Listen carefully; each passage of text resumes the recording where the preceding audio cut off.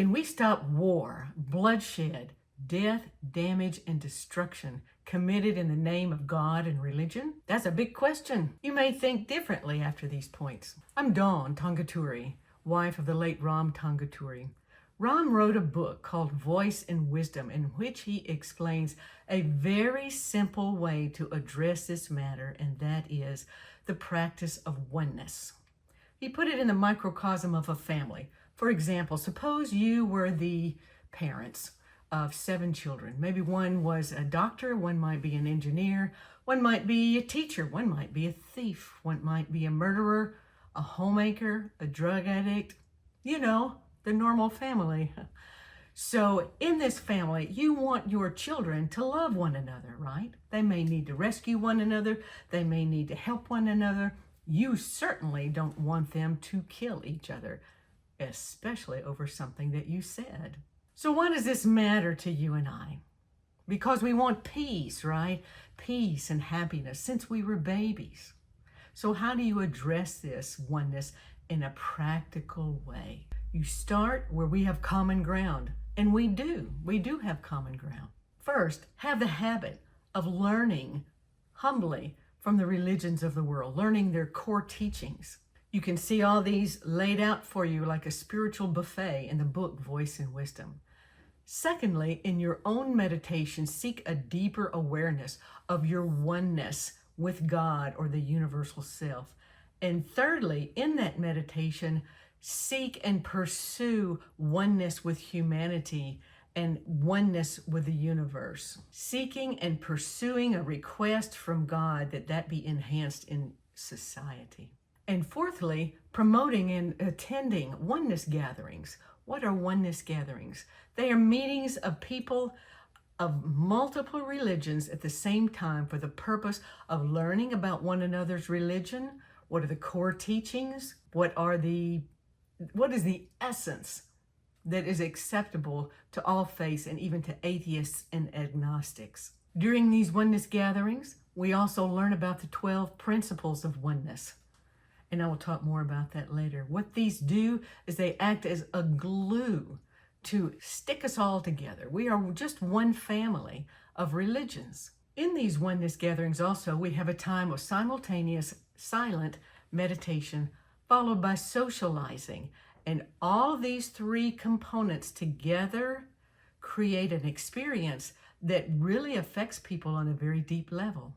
It enhances the attendees' faith to believe, so to speak, that oneness truly can occur because oneness truly is our state of being. We are just seeking to gain awareness of it as a group. Since 2001, our Eagle Vision Foundation has been promoting and practicing these oneness gatherings. We have been to countries such as India, Nigeria, Cambodia, Vietnam, and the USA, promoting and carrying on these oneness gatherings, putting forth the 12 principles for people to imbibe and implement to glue us all together. About these 12 principles of oneness.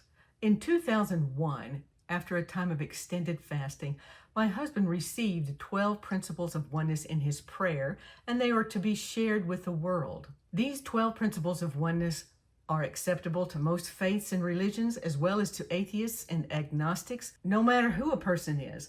Whatever their outward appearance, lifestyle, bank account, doesn't matter. We have found them universally acceptable. A non-theist may choose to use the phrase universal self or all that is noble in the place of the word God. These 12 principles of oneness serve as an outline of how to live ourselves as well in our family life. For example, if you would say to yourself, I believe in divine consciousness, now what? Well, you can use these 12 principles of oneness as a general life guide. You can print them off of our website, stick them on your refrigerator, tape them to your bathroom mirror, frame them on the wall, whatever you want. They will help your family to live generally within their realm of a family, immediate family, as well as with society in oneness without the assigning of a particular religion name.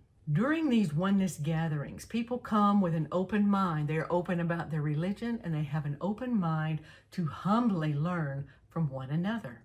There is no expectation of 100% agreement.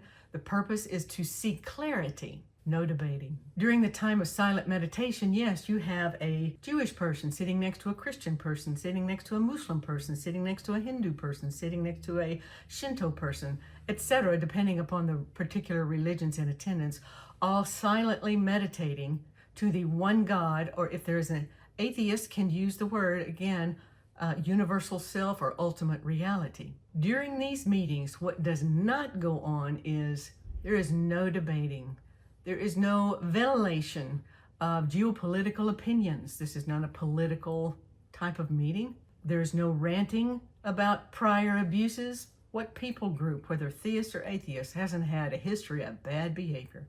There is no religion bashing, no condemnation. Also, there is no leading of prayer. This is only silent meditation. The group may want someone to guide the meditation, perhaps, but it would be done only in a generic way.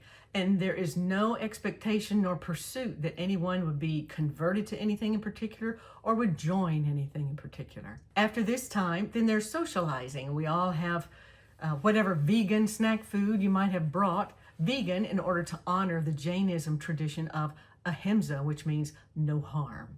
Remember, there is no expectation of 100% agreement. That's not even the goal, because it's not the goal of families, and we're just a family, right? So to simply state and to summarize, the 4 steps to get you there are: first, open-mindedness.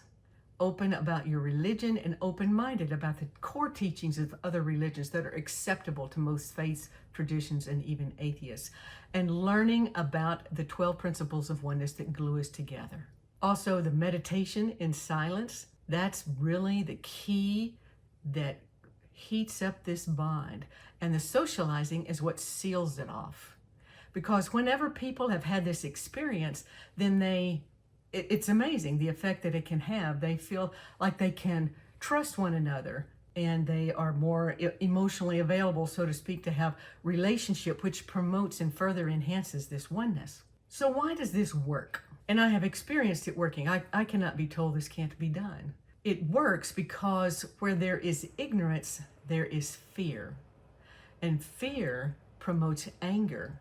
And anger promotes violence, death, damage, destruction, and war committed in the name of God and religion. There we are again. So when we address ignorance, then fear becomes weak. And that space then can be taken up by love. And love will push the fear out. Like a woman having a baby, just relentlessly pushing that baby out because it is time. And love is more powerful than fear. So when we have a peaceful oneness gathering, and you have Taoists sitting next to Shinto, sitting next to Baha'i, sitting next to an indigenous spirituality person, when they experience this simultaneously, it enhances their love for one another. It's a unique and transforming experience. Like if you were part of a group that watched a gorgeous sunset, it bonds people in a very deep way. And those people, therefore, would never think to harm one another.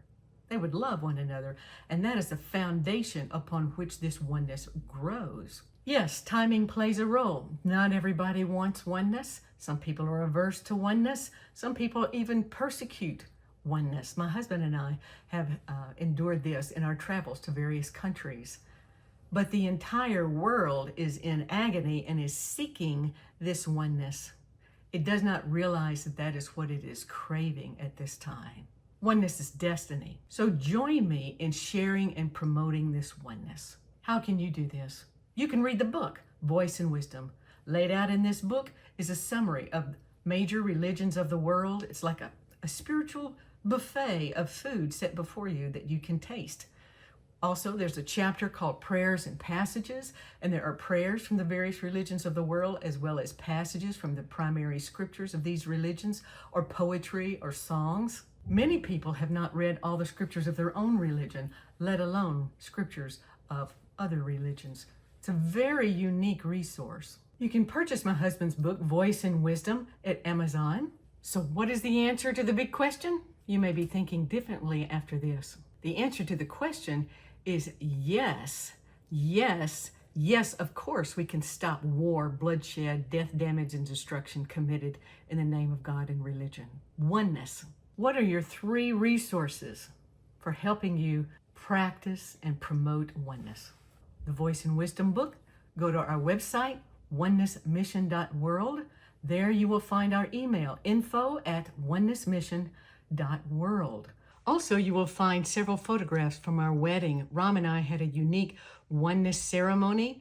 What we did was we took various rituals that represent oneness in marriage from various religions of the world and incorporated them into our ceremony for a very unique experience of oneness. So I think you'll enjoy that. Also, we have this Voice and Wisdom podcast channel.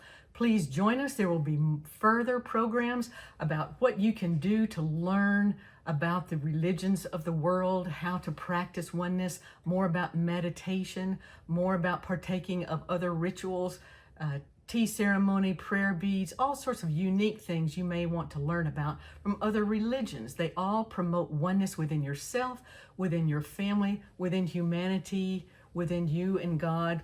It's all one, and it enhances our awareness of the oneness to practice oneness. I look forward to hearing from you. Please put your comments and your questions below. I will look at them and very much take them to heart for the formation of future programs. If you would like me to help you host or put together a oneness gathering, no matter big or small, you please contact me. I will be delighted to do what I can.